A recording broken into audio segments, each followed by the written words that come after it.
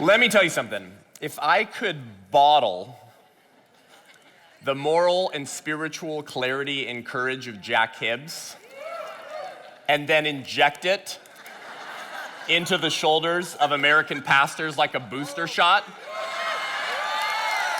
I could end abortion in this country in 1 year. Just saying, since we're talking about natural immunity, we need some spiritual immunity. And we need some moral and spiritual courage. So praise God for Pastor Jack Hibbs. I have a hard time speaking for a short amount of time, if you've heard me speak before, so I'm going to jump right into it. We had Eric Metaxas at Godspeed Calvary Chapel last year. He actually preached a message here either at the end of 2020 or early 2021, I can't recall, and it was called, What Would Bonhoeffer Do Today? A powerful title, and if you guys watched it, I mean, I'm sure you agree. If you haven't, go watch it. It's on the Calvary Chapel or Jack Hibbs YouTube channel. But I had a moment with Metaxas at the Godspeak studio, which blessed me, because I read his biography on Dietrich Bonhoeffer. It's called Bonhoeffer, Pastor, Martyr, Prophet, Spy. Heck of a bio, by the way. You want to get introduced like that. I mean, my goodness. And everyone tries to claim Bonhoeffer, right? The liberals do, the conservatives do. Like, we all think that we can somehow identify with Bonhoeffer. But there's a lot about his life that we actually miss until you actually begin to study it. And so I told Eric, I said, hey, brother, I read your book in 2012. I was like a sophomore or junior at Westmont College, that pathetic excuse for a Christian institution. I won't get into that during our time today. And I said, I need to tell you something. You quoted Eberhard Bethke in your book, Eric. Eberhard Bethke was a member of the Confessing Church. He was one of Dietrich Bonhoeffer's best friends. And I don't know if you know this, but Eberhard Bethke is the first biographer of Dietrich Bonhoeffer. The first biography that's available that was written about Dietrich Bonhoeffer was written by Eberhard Bethke, and I think he's Dietrich's only biographer that actually knew him. Right? They were like best friends, right? And I said, you quoted Eberhard Bethke in your book, Eric, and the quote from your book fundamentally transformed how I view the abortion issue. And I've used it in introductions to my talks for years now. And so I recited it to him from memory, and Eric Metaxas went, whoa. I forgot about that. Because Eric writes so many books, right? And he speaks so much. So he's like, oh, do you have your book? He's like, can I sign your book and can you flip open to that page? And I was like, boom, yeah. He takes a picture of it. He's like, I need to remember that one.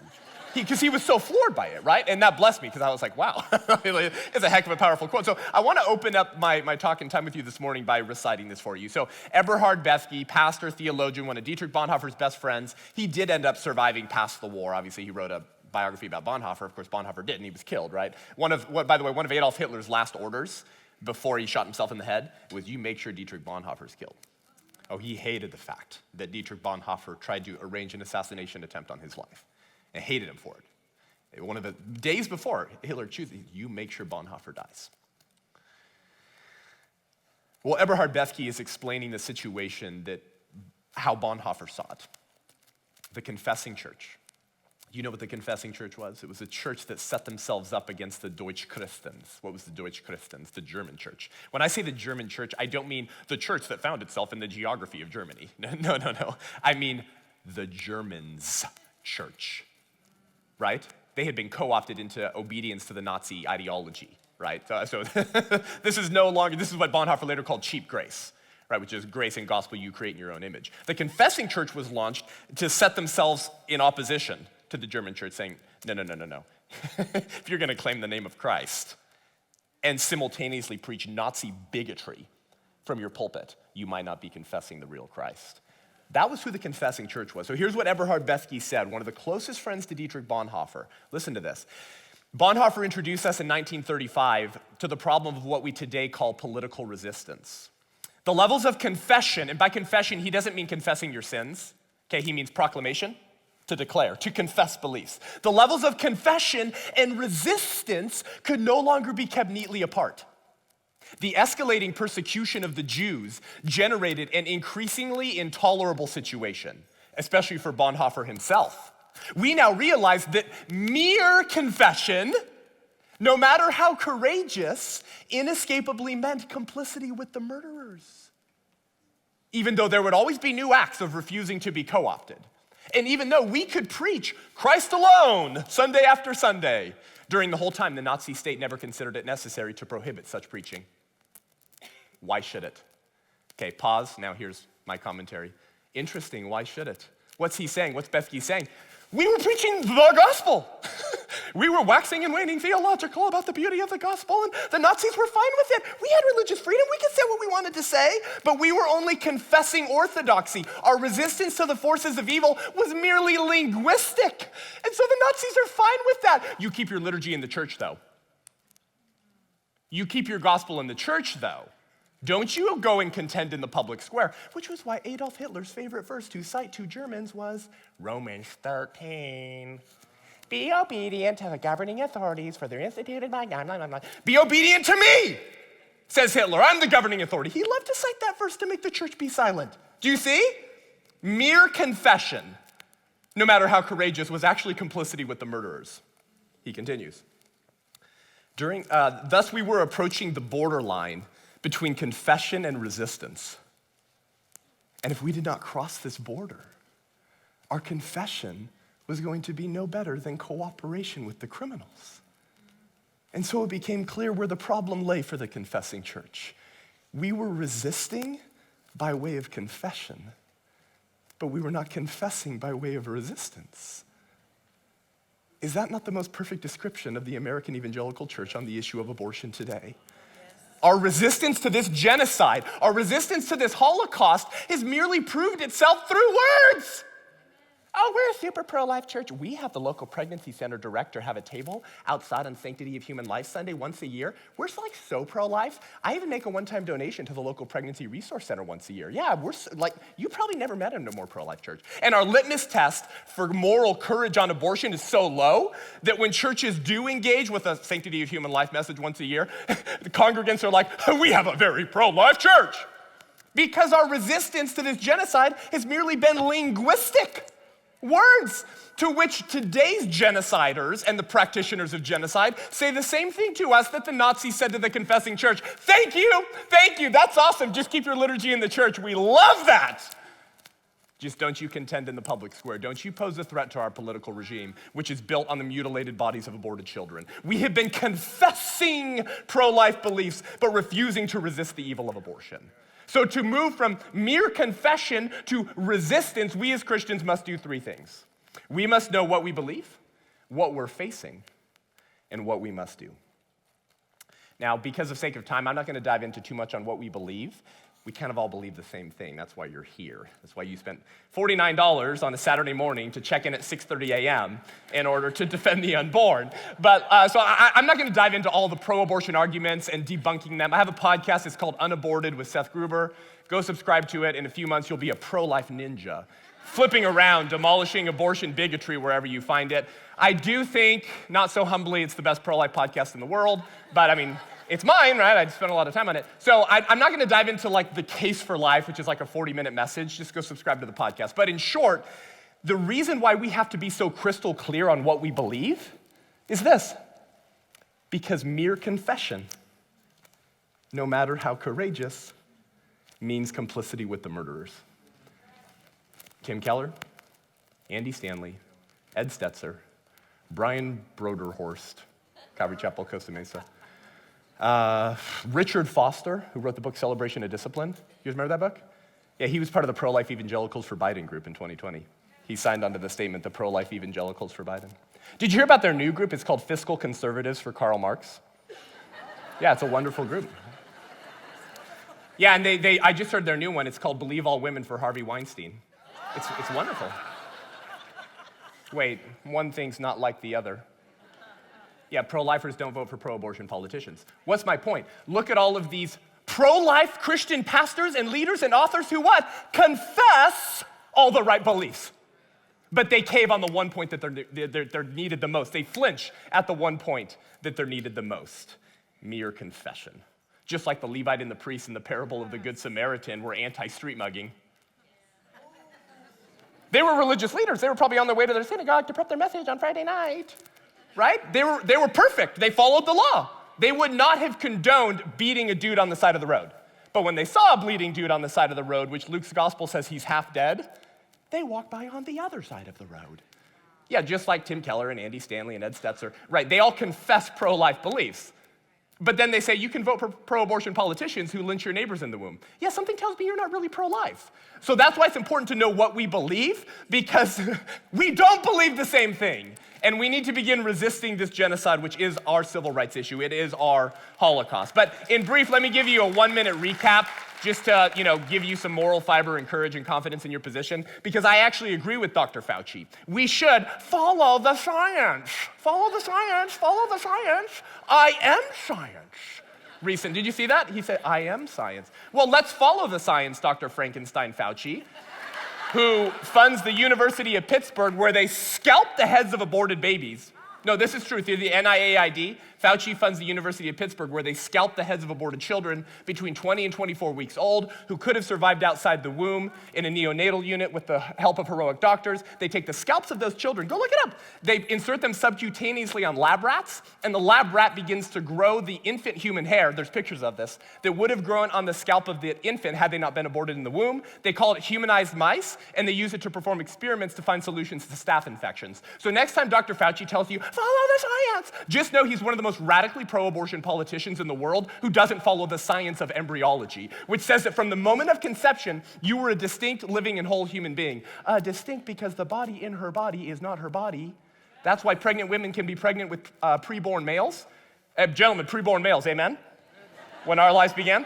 And because pregnant women don't have male genitalia, then it means the body in her body is not her body. Living because the baby's directing their own internal growth from within. And whole, a whole human being is a human being who already has everything they need to realize their full growth and development as a participating member of the human species. Just like a Polaroid camera, and you shake the photo, right?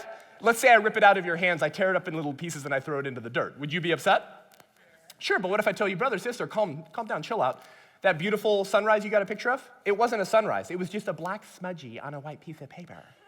And you'd say, Seth, what are you talking about? The sunrise was already there. We just couldn't see it yet. Everything that was necessary for the photo to realize its full development was already present when the photo got spit out. It just needed time.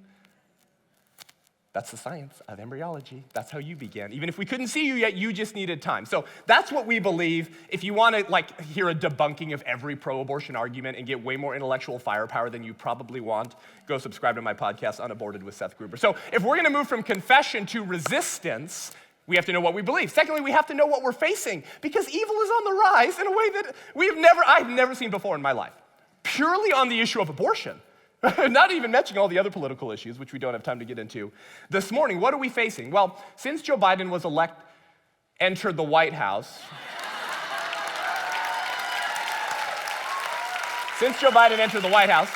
they've returned it to funding abortions overseas with your tax dollars. Majority in black countries, which is so funny because that administration told me Black Lives Matter. It's very strange. They've increased the tax funding of Planned Parenthood by the millions, okay?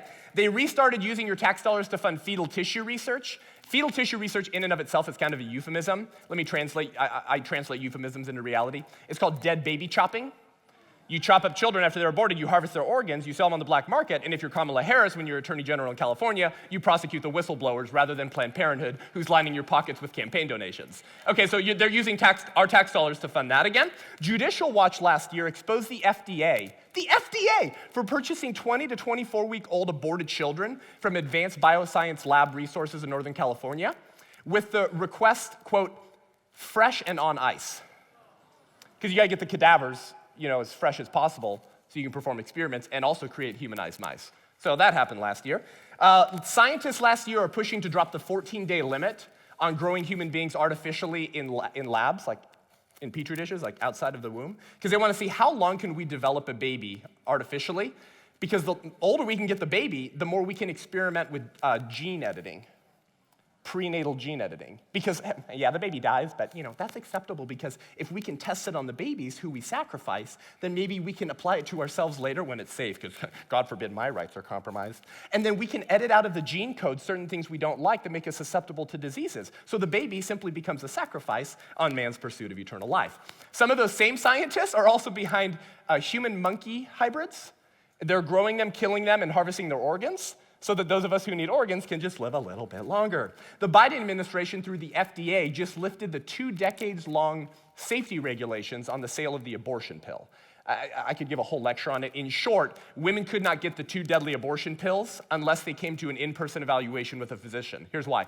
They confirm gestational age, because the abortion pill's only taken through 10 weeks.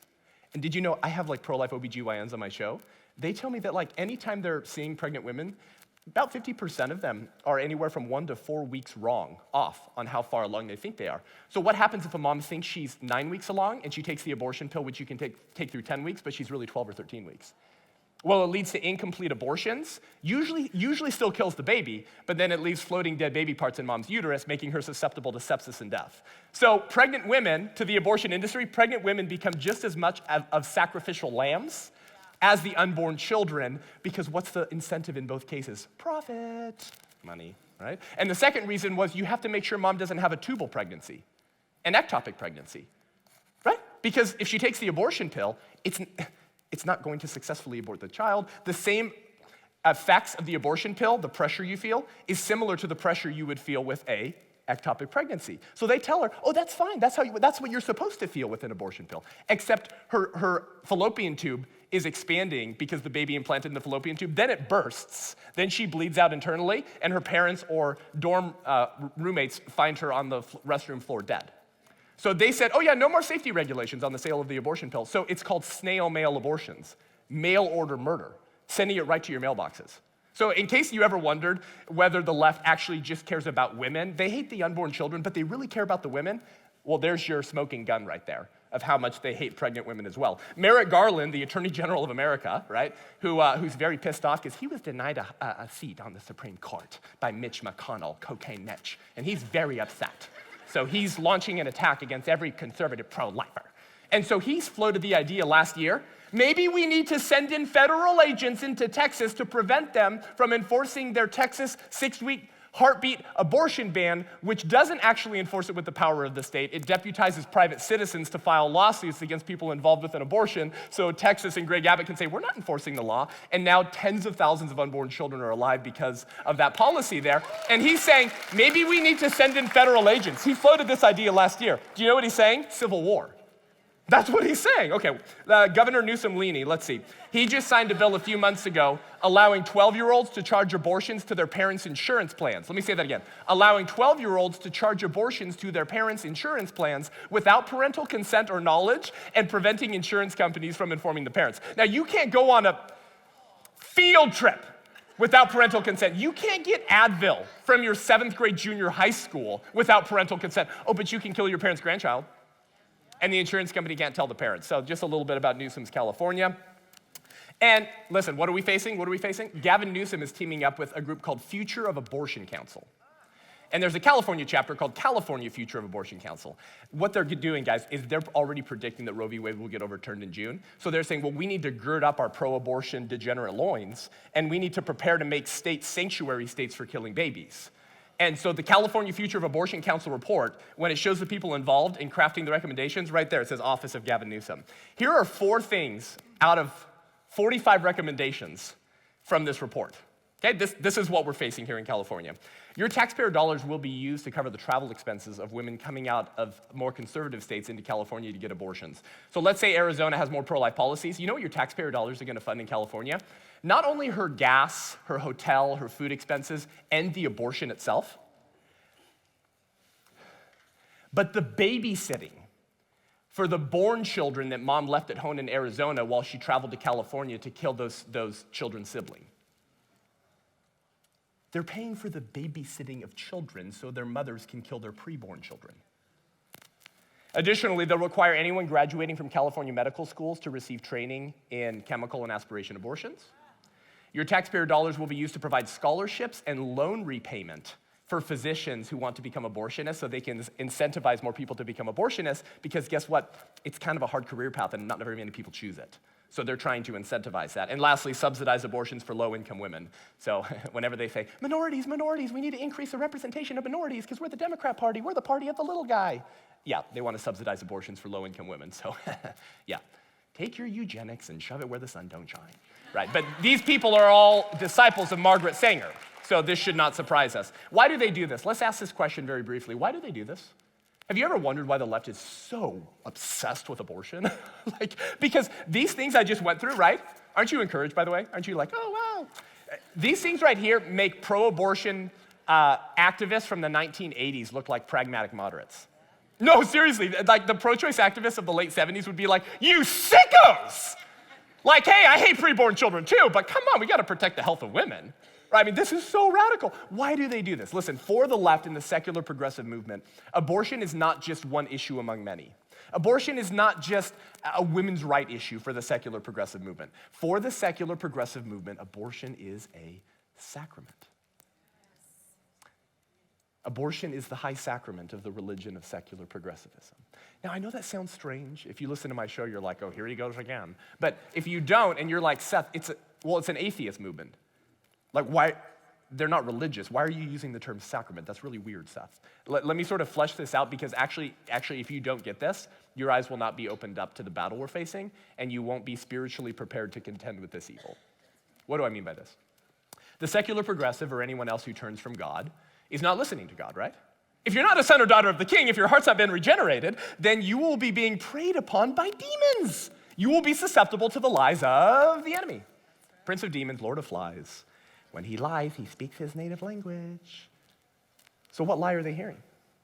When they participate in the liturgy of abortion, what lie are they hearing? The first lie. Jack just said it. Genesis 3, the lie that led to every other lie.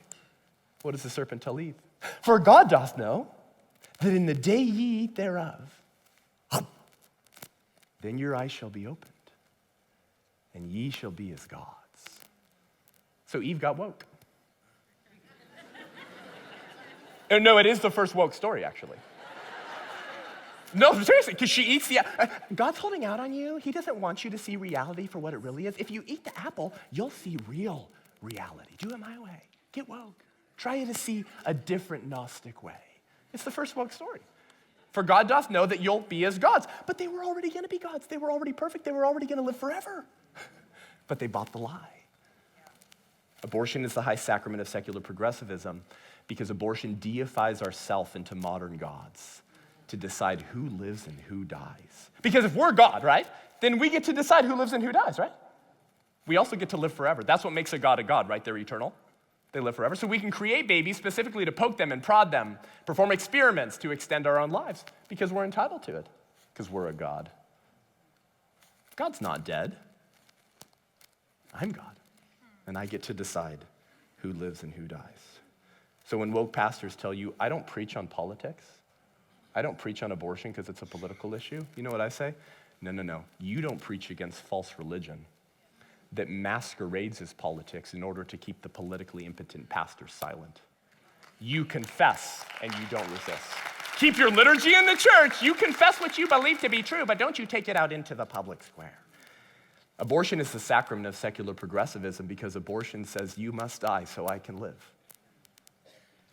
But Christ says, actually, I must die so you can live.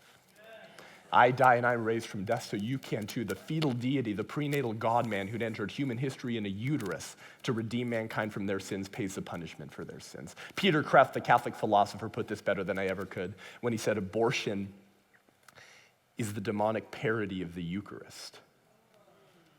That's why it uses the same holy words. This is my body, but with the opposite blasphemous meaning. So Christ says, this is my body, broken for you. Take and eat in remembrance of me. The culture of death, not ironically, because it's a spiritual battle, says the same words. This is my body, my choice, and I'll kill whatever's inside of my body, because the serpent told me I shall be as gods. And a God gets to decide who lives and who dies. By the way, the Texas Satanic Temple filed a lawsuit against Texas for their pro-life legislation. You want to know what the Texas Satanic Temple said? The satanic abortion ritual is our sacrament. So to quote Maya Angelou, when someone shows you who they are, believe them.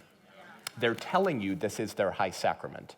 So if Roe v. Wade gets overturned, and this goes back to the states, the summer of love of 2020 is going to look mostly peaceful compared to what will happen when this sacrament in the high places begins to be torn down.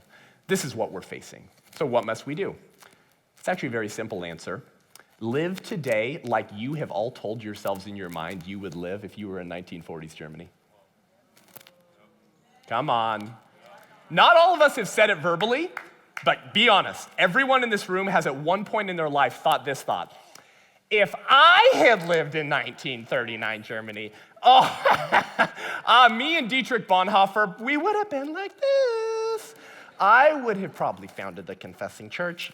You know, and if I had lived then, the assassination attempt against Adolf Hitler probably would have succeeded if I had been there.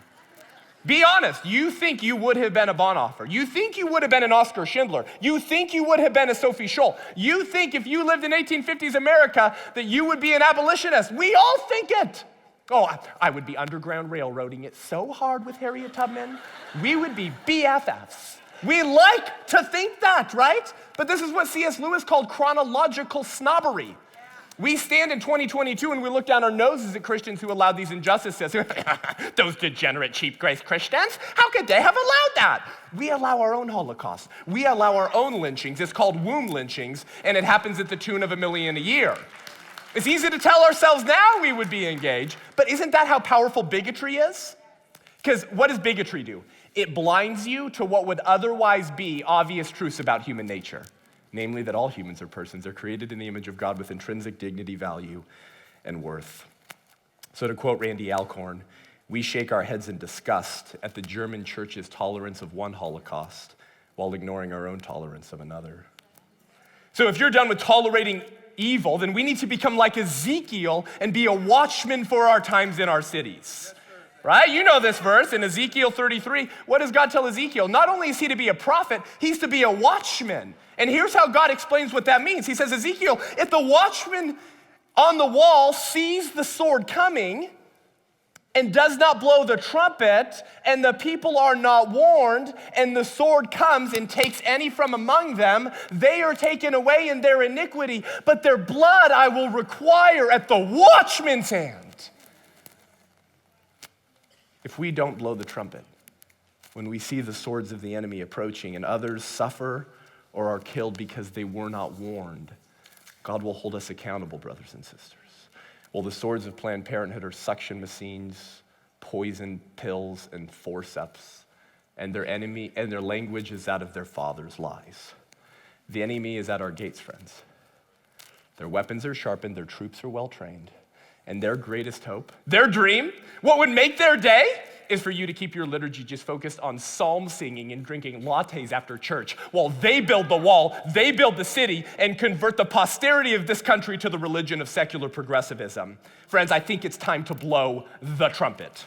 And today you're going to learn how to blow that trumpet. You're going to get educated and equipped to blow that trumpet. And you're going to be given tools to polish that trumpet, tune it up, and keep it performing perfectly so more babies are saved, more minds are changed, and more lives are saved. But brothers and sisters, it's time to stop blaming the doers of evil and start blowing the trumpet, engaging and resisting the spirit of the age and his obsession with killing babies. Don't blame the doers of evil. The blame is on us for watching those who murder the unborn and doing nothing to stop them. So I want to end with this story, okay? It's the story of a woman named Sophie Scholl. And the fact that none of you went, oh, is actually why I'm telling this story. Because if I had said, I want to tell you the story of Oskar Schindler, you would have all gone, oh. Nobody knows Sophie Scholl. Sophie and Hans Scholl of the White Rose Resistance in Germany. And I want to tell you her story because do you know what she does? She doesn't blame the doers of evil. She blames the people who knew better and did nothing. Sophie Scholl was a 20-year-old seminary student who was actually initially a member of the Nazi youth and became horrified at what was happening and came across pamphlets and anti-Nazi literature being used to rally the troops. She found out it was her brother Hans who was, and he hadn't told her because he was like, yeah, dude, you're part of Nazi youth, right? Well, God convicts her heart, breaks her heart, boils her blood. She gets engaged. They begin distributing anti-Nazi literature to rally resistance, and they had their head chopped off by the Nazis. Sophie and Hans Scholl, guillotined at 21 years old. And shortly before her death, she explained the situation of how the real damage was actually done, who really bore the blame, and guess what? She didn't blame the Nazis. She said the real damage is done by those millions who want to survive. The honest men who just want to be left in peace. Those who don't want their little lives disturbed by anything bigger than themselves. Those with no sides and no causes. Those who won't take measure of their own strength for fear of antagonizing their own weakness. Those who don't like to make waves or enemies. Those for whom freedom, honor, strength, and principles are only literature. What does she mean? Mere confession. I proclaim all of the right truths. It's only literature. Those who live small die small. It's the reductionistic approach to life. If you keep it small, you'll keep it under control. If you don't make any noise, the boogeyman won't find you. But it's all an illusion, because they die too. Those people who roll up their spirits into tiny little balls so as to be safe. Safe from what? Life is always on the edge of death. Narrow streets lead to the same place as wide avenues, and a little candle burns itself out, just like the flaming torch does. I choose my own way to burn. 21 years old. Her final words, recorded moments before having her head chopped off of her neck, was this: how can we expect righteousness to prevail when there is hardly anyone willing to give themselves up individually to a righteous cause? Such a fine sunny day and I have to go. But what does my death matter if through us thousands of people are awakened and stirred to action? And then Sophie and her brother Hans Scholl had their head chopped off of their neck. What we do in this life, brothers and sisters, echoes in eternity. And men and women and young men and women across the world have looked to the story of Sophie and Hans Scholl, of the white rose resistance, to find the courage and strength to resist their own injustices. We have been confessing all of the right beliefs, but doing nothing to resist the evil of our times. So brothers and sisters, if you feel like it's too late, if you feel like the list of what we're facing is too overwhelming to turn this American experiment around, that's not an excuse to not engage. Or to quote John Quincy Adams, the abolitionist and the hellhound of slavery, when he was asked, John Quincy Adams, do you think you'll ever turn slavery around? I mean, come on, it's kind of too late. John Quincy Adams says, duty is ours, results are God's. And it is a glorious time to be alive, for Aslan is on the move. The Lion of the tribe of Judah is moving. He is stirring all men's souls. He is drawing you from your firesides and your comfort and your wealth and your pursuit of happiness and responding to impulses at once awe-striking and irresistible. We have a duty to engage, for he is our king, the God-man, the fetal deity, the greatest former fetus to have ever existed, who identified with you from your most vulnerable stage, the prenatal stage. And when we stand before the King of Kings and the Lord of Lords, and we hear those words, well done, my good and faithful servant, I believe we're also going to be asked what we did or did not do to end this genocide, this Holocaust, engaging outside of today's concentration camps and death camps, where our neighbors have their limbs ripped off of their body. And I pray that you would join me in simply citing the words of William Wilberforce, that great British abolitionist, to our king by saying, let it not be said of me, Lord, that I was silent when they needed me. The babies have never needed the Church of Jesus Christ more than this time that we're living in right now. This is a kairos moment for the church and the country. And to quote Gandalf the Grey, all we have to decide is what to do with the time that is given us. Brothers and sisters, I'll see you on the battlefield. Now go out there and give them heaven.